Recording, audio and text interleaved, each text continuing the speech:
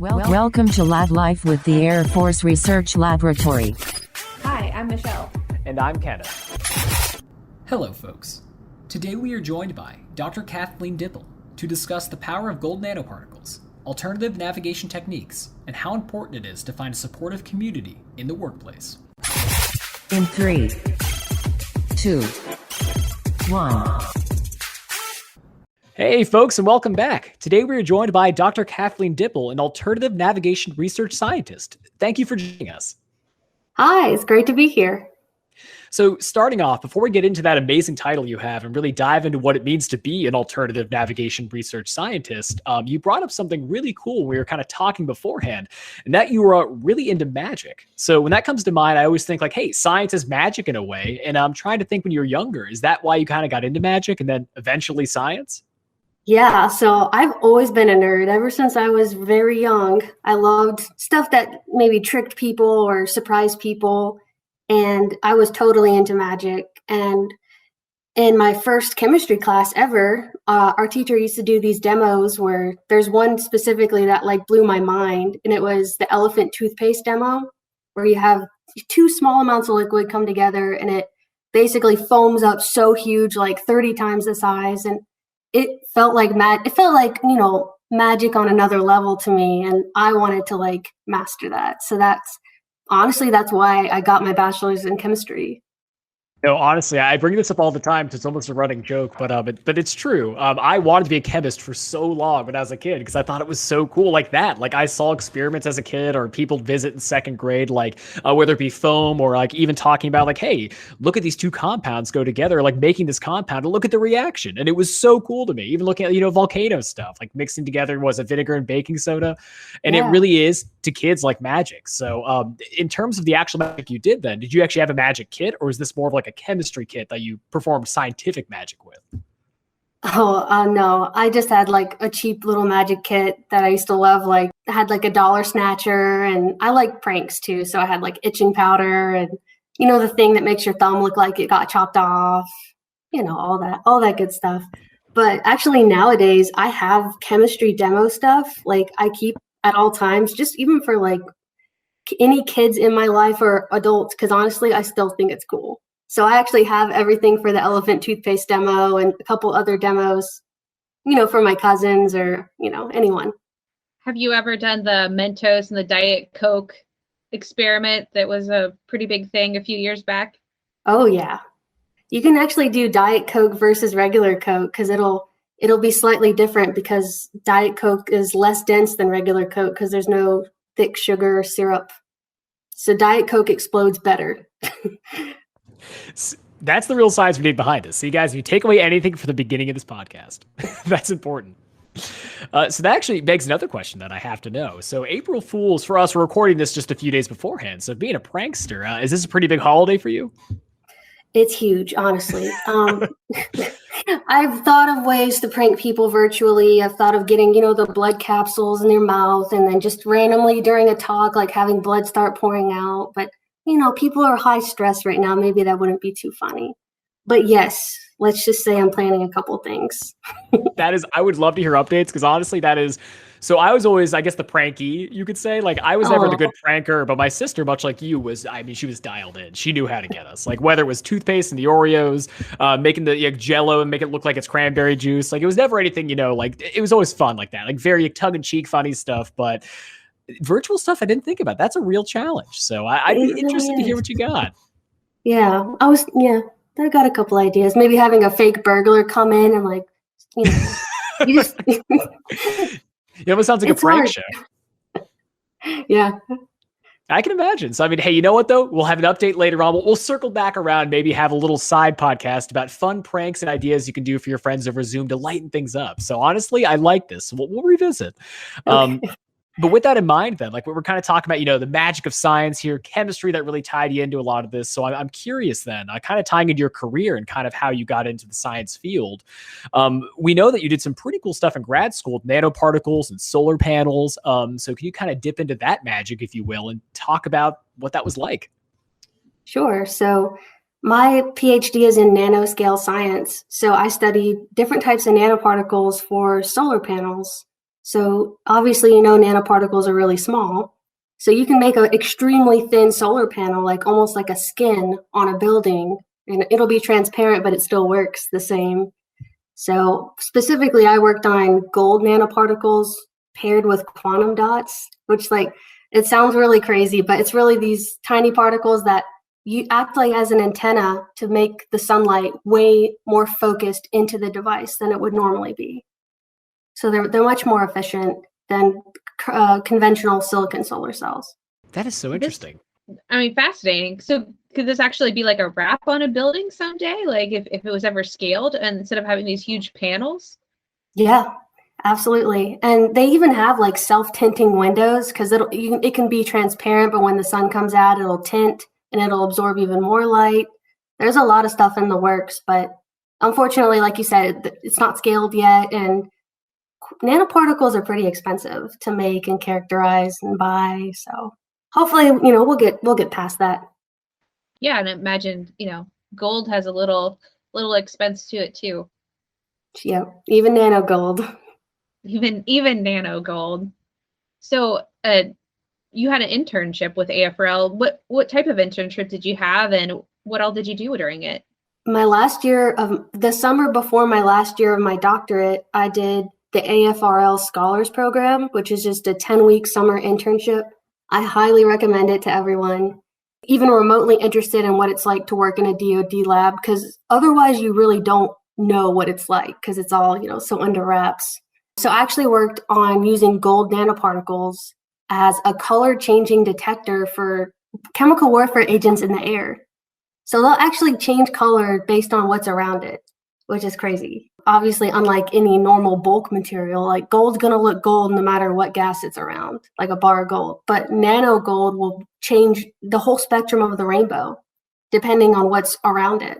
So basically, we're trying to work on making a chip to do this chemical warfare agent sensing to replace maybe the moth antenna in the smellicopter that Melody Anderson and Jennifer Talley is working on, or even just replacing the handheld gas detector that, first responders and warfighters have to walk out in the field with, which is incredibly dangerous for them, I'm sure you can imagine. That's wild. Like, I'm trying to think, so I'm speaking out of my depth here, of course, but thinking about what you just said, that gold won't really change, at least in terms of, let's say we have visible gold, like a bar in front of us, not going to change pallor depending what touches it. But nano gold does. Like, I've heard that, especially in the quantum world, the smaller you get, the stranger things can be. So like what's kind of the science behind that then? How does it change colors? Is it just the nature that it's so small, or what is it? It's the size. So the size determines the color, but also what's around it determines the color. And that's because it's so small that the electron cloud around it extends past the surface of the material itself. So that electron cloud is actually being affected by what gas is around it, and that causes it to change color. So that's like what quantum is. Quantum confinement is when the actual surface of the material is smaller than the electron cloud. Yeah, I'm trying to get my head around that. As small as it is, it's so neat to hear anything about the quantum world, anything about how it interacts. It's just every time I think I learned something, I learned either the opposite or there's so many more capabilities than I could have imagined, which is awesome. So with that in mind, these capabilities, like a lot of the work you did with these nanoparticles, especially with AFRL, what are some of the real world applications? You mentioned they have detecting different materials around airmen, but for instance, let's say even outside of that, what could that be used in civilian life? I just wanted to give a little shout out to this really old famous cup from 4th century Roman times. It's called the Lycurgus cup. You should look it up. They accidentally made a nanoparticle glass. So it's this cup that if you look at it from the inside, it looks red. And if you look at it from the outside, it's green. And that's because there's gold nanoparticles in it and they scatter green light really well, but they'll transmit red light. So anyway, that's really cool. That's awesome. And yeah, it was like an accident. Apparently it's with the forging process, somehow they created nano gold. Yes, to strike gold literally that long ago too, to think about that, especially with a lot of the forge techniques of that era. So is this something that they'd found and researchers here had realized hey, wait a minute, we're doing similar research. Can we see that cup? Exactly. Yeah. They're like, oh, that wasn't magic, but it's still really cool. It seems like it. Sorry, back to your question. there's quantum dot TVs. So they work the exact opposite as a solar panel, where you harvest light and turn it into electricity. Well, with a LED or quantum dot TV, you actually give it electricity and it emits this beautiful light. So they're like really sharp displays. And there's a lot of research with nanoparticles in the medical field. One of them that really is awesome, and it's already being used in human clinical trials, is photodynamic therapy for cancer research. So for cancer treatment, actually. So they'll actually inject like safe nanoparticles into the body. And instead of pumping your whole body with chemicals that'll kill any cell in its path, they only become deadly when you shine light on them, a certain wavelength of light. So what they'll do, it's normally for like skin cancer, stuff that's close to the surface, and they'll shine light on it, and then it'll, oscillate really quickly and kill only the cells nearby. Wow, so it actually targets where you put the light is where the damage will occur. You can target those cells only. Yep, and because of their small nature in general, they're actually attracted to inflammation. Like they love little nooks and crannies, so they will actually target a tumor naturally anyway. But like you said, they're only deadly when you shine light on them. How world or life-changing could that be? We had a podcast earlier about microbes, and after that podcast, I was just like, oh my gosh, microbes are the coolest thing. And now it's like, but are nanoparticles actually cooler than microbes? Things I don't know. Well, I'll make a judgment call at the end of this podcast. How about that? Yeah, that's the big debate now. I'll put that up here for the viewers as well. See what you sound off in the comments, if you will. But something that I want to go back to a comment you mentioned beforehand was when you joined this internship with AFRL, you said a lot of people don't really know or have a perception of what it's like to work in like a DoD lab or a lab space like this. So what was your perception before going in? Like, what did you expect this position to be like with that kind of in mind? Thinking about almost like a lot of the nature of government work seems so secretive. Yeah, I think my biggest concern and preconception about it was working with a bunch of old guy scientists that won't take me seriously or potentially be homophobic because I am a lesbian. But that was not the case at all, honestly. That's what I expected, and I shouldn't have. But no, it was awesome. There is red tape like you'd expect, but honestly, it's worth it. I love the nature of the work. I love the pace of the work. I love the impact that you can make in the world instead of just, making a company profits. You have the ability to like protect people and help people. So I like it a lot. That's great. Yeah, that was my follow-up question was how did that change? And I'm glad to hear you found a space that you said you could really find research you love and people who are like, hey, like Kathleen's awesome, bring her on in and get to hang out and really do some cool work with nanoparticles and connecting even further now your work with alternative navigation techniques. So I know we've talked a lot about like the cool stuff you've done with nanoparticles, but I have, since we've started, been very curious as to what alternative navigation techniques are and how that kind of relates with what we've talked about. So can you kind of talk about your position and what literally led you to it? I basically work on alternative navigation techniques, specifically synthetic aperture radar and celestial aided navigation when GPS isn't available. And I know this is completely different than what I worked on before, but hey, as an undergrad, I did salamander research. Like that's just the nature of being a researcher. For me, at least, I love learning about different things. But I knew I wanted to stay here. I love Destin area and I love the people I work with and the support that I have here, especially with AFWISE as a woman. And I told, my supervisor that, hey, like, I really want to stay here. Is there a slot open? And there was, but it just, wasn't in my field. And I just decided, okay, I'll do it. I'll learn and I'll learn about a whole new field. And I did, and it's been awesome. Yeah, I know with that. Something we talked about before, and I think it's really cool you touched on it, is being a researcher, how many different things you can touch on, whether it's salamanders, talking about nanoparticles, navigation research. I mean, there is such a wide spectrum of stuff you can focus on. But what was it like that learning curve? Like, was it pretty intensive, almost like doing a new course, if you will, trying to connect to what it is to be a navigation researcher versus nanoparticles? Or like how much work did you have to put in to prepare for the position? A lot. There was a decent curve, but I A lot of other people I know that are like super nerds like I am, like it's fun learning about something new, especially something interesting. Like I find it really interesting, so it wasn't hard to want to learn more about it. But yeah, I'm actually like I took courses to get ready for this job. But like you said, that's fun. Like it's a way to get back in there, learn more, and really expand that breadth of knowledge, which is awesome. You could find something that's so unique and so cool.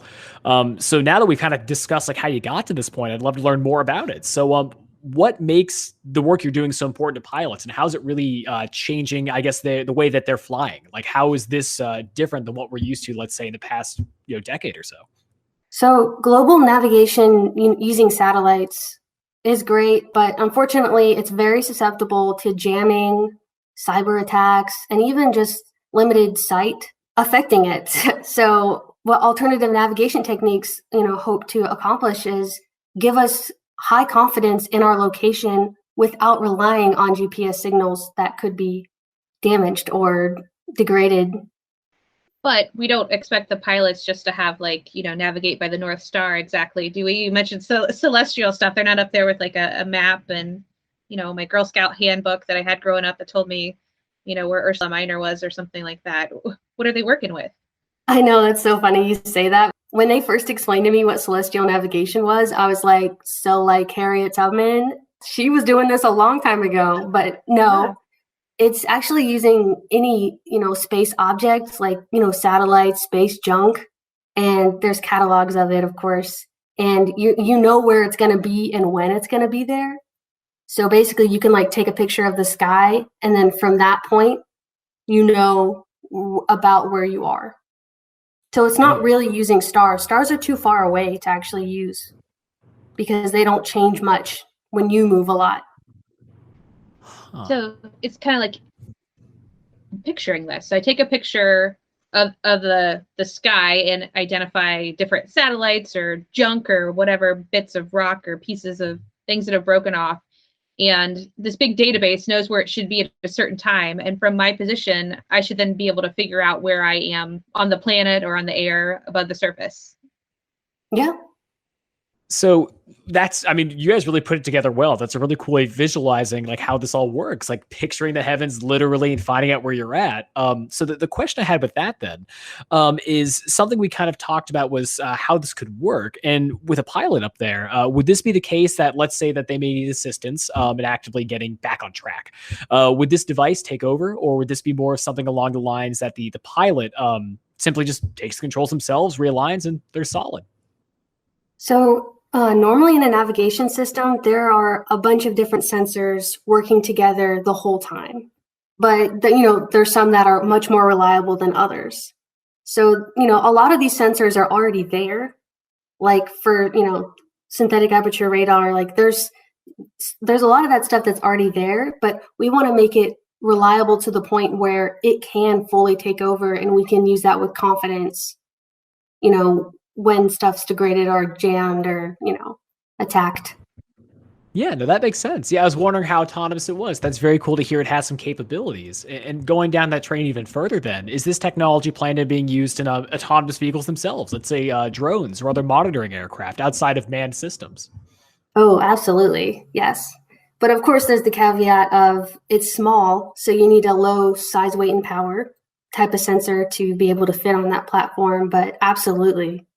And something I was curious about this as well, because it's so cool how expansive this technology is. Like, again, like you'd said, working in different unmanned aspects, working in manned aircraft.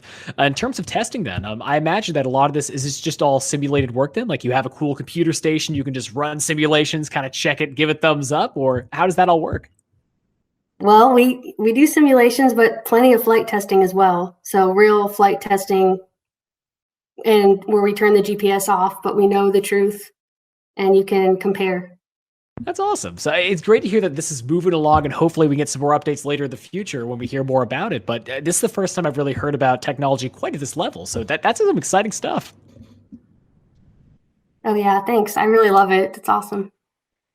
I'm just wondering, from like a love of science perspective, have you gone down the rabbit trail to learn about like quantum navigation, or just studying, how animals seem to navigate around the globe, and they don't have, little satellites up there, but, they can find their way home in migration patterns? Yes, that's such a good question. So the Bio Inspired team, which is not the team that I'm currently on, that's the team I was on for my internship. They are, they're studying bees.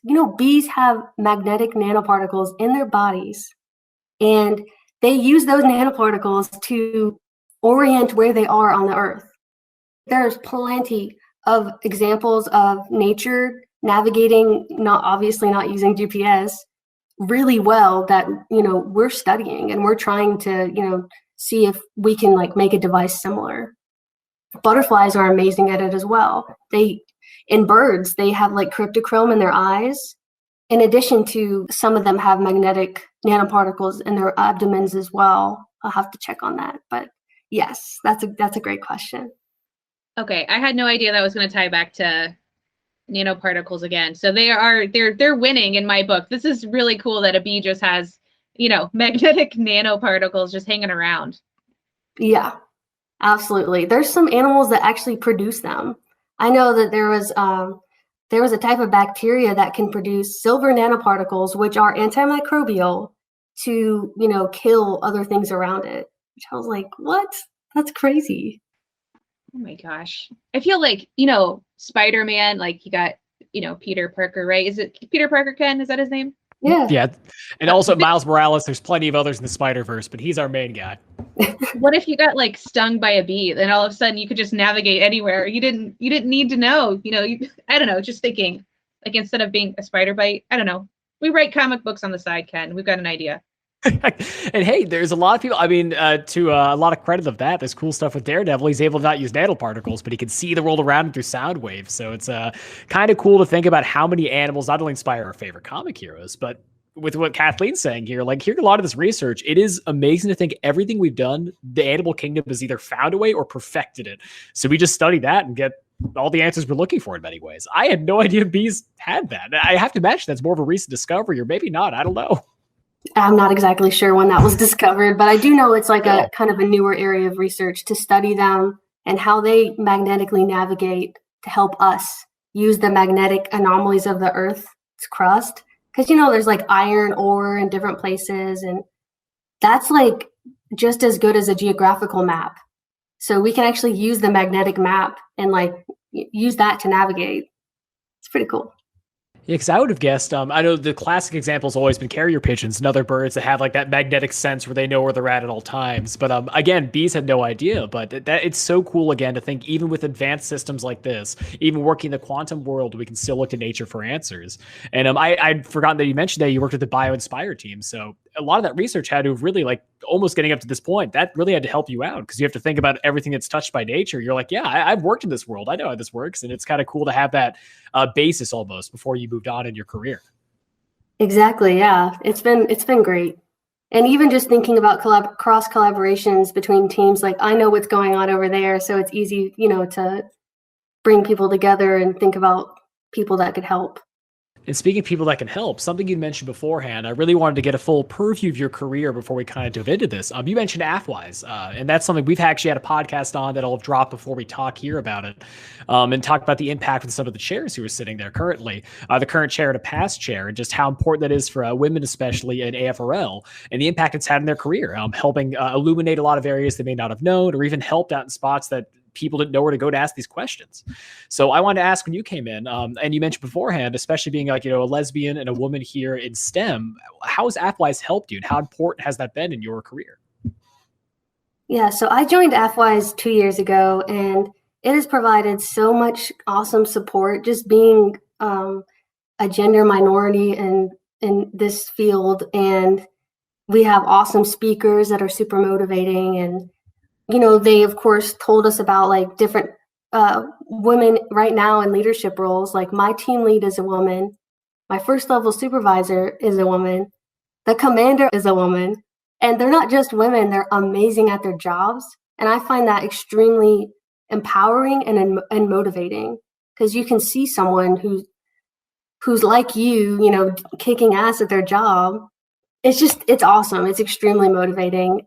The gay thing, though, at the time when I started the internship, I like made it a point to be like as out as I could, just to get a feel for like, are people going to be weird about it? Are they going to accept it? So like, any natural chance I could, I was out.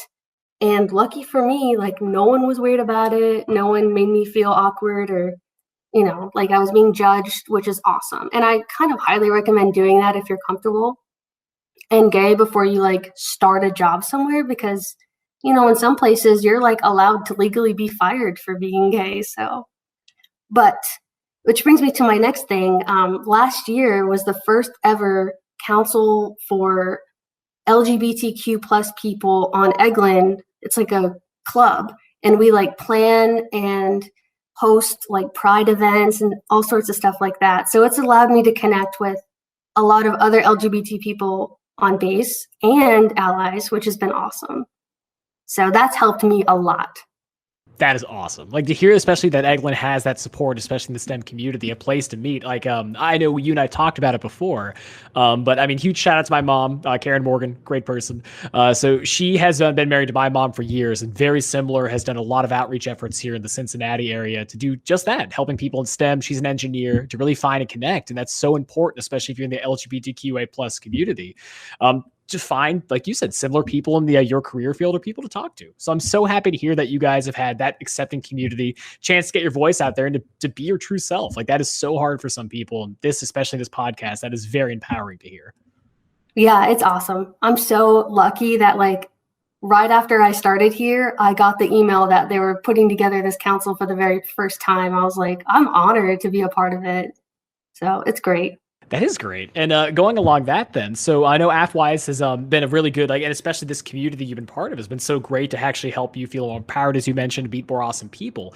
And how's that helped you be more of a leader in like the STEM community? Like, do you feel this has given you more tools for outreach for younger audiences or even people who may have questions that you now have answers to?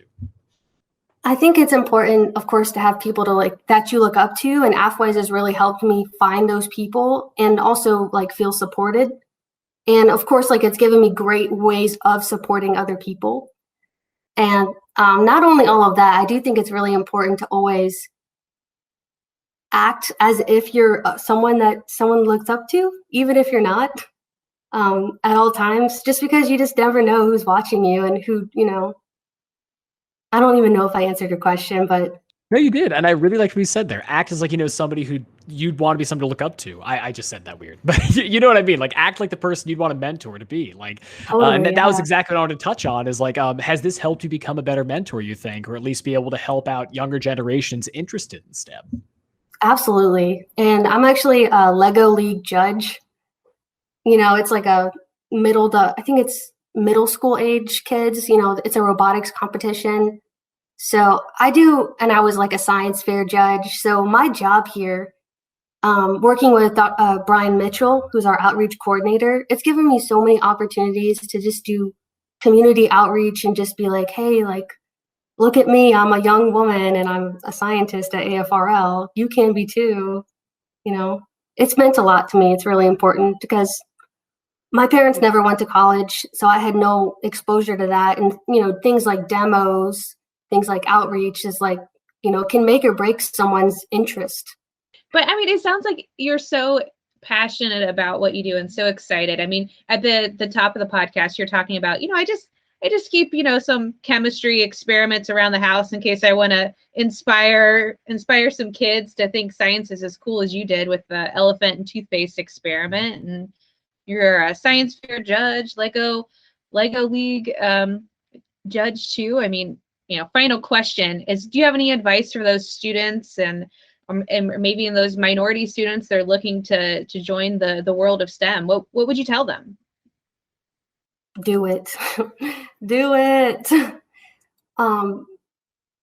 Whether you're like a racial minority or a gender minority or, any kind of minority, even though, we might not be as diverse as we could be right now, I know firsthand that AFRL is making a huge effort to support minorities and like provide support for minorities in general. So we're working on it. We're trying really hard. There's a lot of awesome people who have already paved the way for us. And it's not as bad as you think maybe, it could be. So just do it. We need you. And, if you're not sure or you want to feel things out, try some either AFRL scholars internship, try some sort of internship involving us and get a feel for it and learn for yourself how great it is. Absolutely. And if we've got students listening or their parents or mentors, or they're just the adult in their life, you can check out a lot of those opportunities at afresearchlab.com. So Kathleen, I want to thank you for joining the podcast today. It was a lot of fun. I think I need to spend my evening reading more about nanoparticles. Yeah. Well, thanks so much for having me. It's been a blast. Make sure to follow us on social media at Facebook, Twitter, LinkedIn, Instagram, and YouTube at AF Research Lab. And remember, stay curious. Logging off.